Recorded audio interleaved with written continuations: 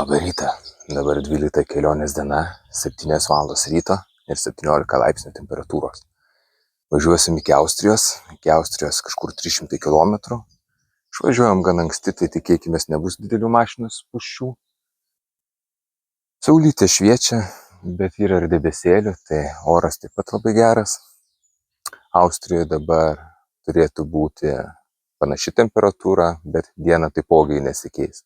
O čianais diena prognozuojama iki 26 laipsnių. Gerai, pasimatysim kelyje ir čiau.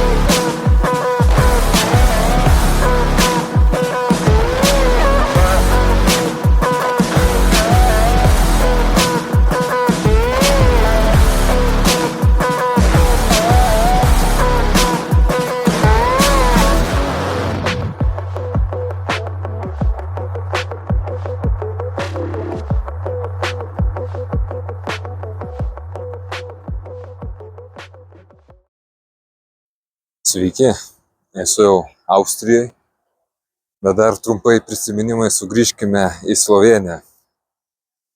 Aš negaliu nesistebėti, kaip fainai tenais buvo tam kempinge ir mergaitė, kuri kas vieną rytą su dviratuku mindavo į kalną, kad pristatytų į kiekvieną palapinę, kur gyventojai gyvena, bandeles.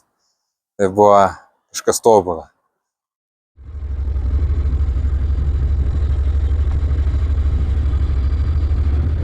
O dabar nuvažiavau jau didžiąją dalį kelio maršruto, kažkur 160 km ir dar 100 km liko iki pačio kempingo, kur tikiuosi, kad į tą kempingą mane priims, nes nesu 100% įsitikinęs. Oras gan vėsokas, dabar 18 laipsnių ir debesuota, gali šiek tiek ir lyt. Bet iš tiesų važiavimo kelias tobulas. Tai va, tai tiek, važiuoju toliau ir pasimatysime jau Austrijos kempinge. Iki greito.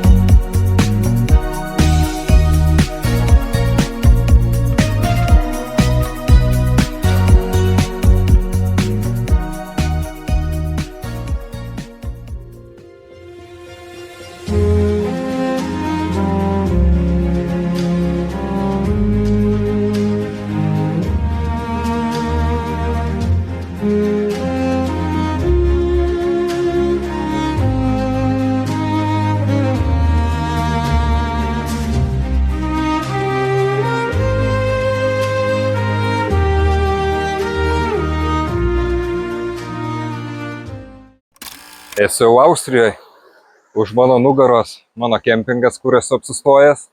Šalia kempingo teka graži upė. Tiesa, šiandien galbūt nelabai graži, nes visą naktį lyja lietus, griaudė ir žaibavo. Tai šiek tiek vanduo pakilo ir net spalva pakeitė iš krištolinio žydrumo į tamsiai rudos spalvos, bei tapo ganėtinai srauni.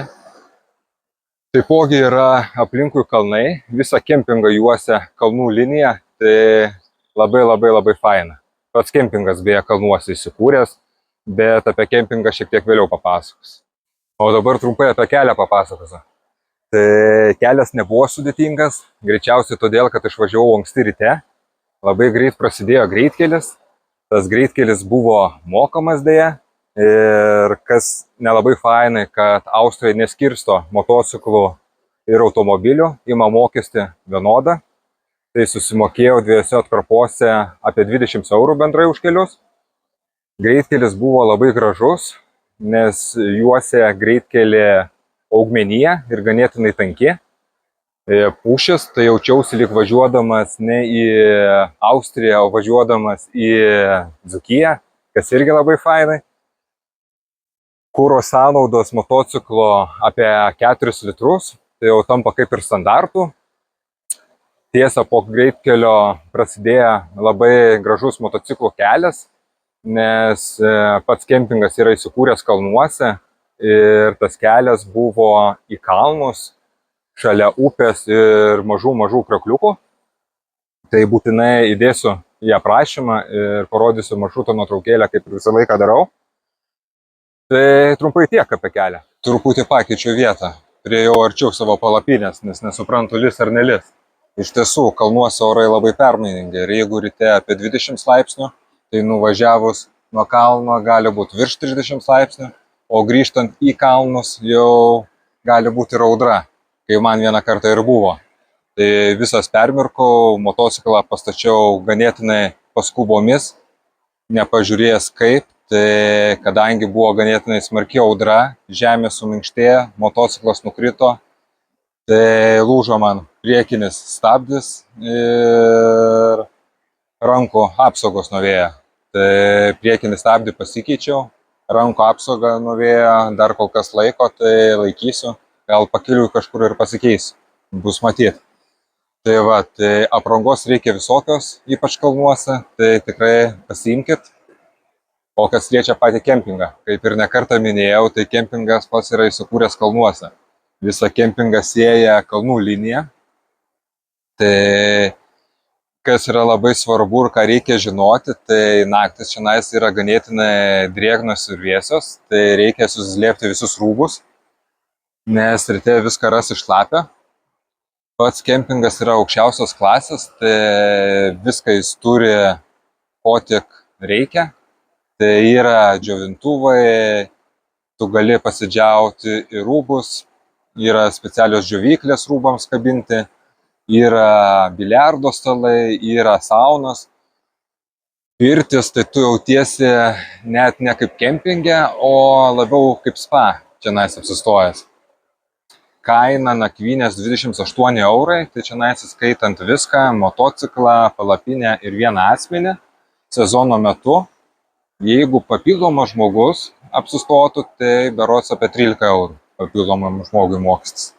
Tai realiai už tai, ką gauni ir kur esi, tai labai fainai ir tikrai apsimoka. Plius susisiekimas nuo čianais yra iš tiesų labai ganėtinai geras į visas kryptis. Tai jeigu mėgstat keliauti, tai tikrai šitą lokaciją jums patiks. O apie maistą iš tiesų per daug kažko ir negaliu papasakot, nes visai netoliese yra čianais miestelis, tai dažniausiai važiuodavau tą miestelį, apsipirkinėdavau ir gamindavau pats. Tiesa, buvau vieną kartą čianais vietiniam restorane pavalgyti, užsisakiau 4 skirtingų sūrių pizzą ir susimokėjau 14 eurų. Tai kainos šiandien yra panašios kaip Kroatijai ir Slovenijai, galbūt šiek tiek mažesnės negu Slovenijai, bet tikrai labai panašios kaip Kroatijai. Tai tiek apie maistą, dabar jau žiūriu lyja, tai bėgu į palapinę ir galvosiu, ką daryti rytoj. Ar važiuoti jau į Šveicariją, ar likti pernakvot dar naktelę čianais, nes Šveicarijai taipogi lyja ir galbūt net audra. Tai kol kas, iki, pasimatysime jau greit. Čiau.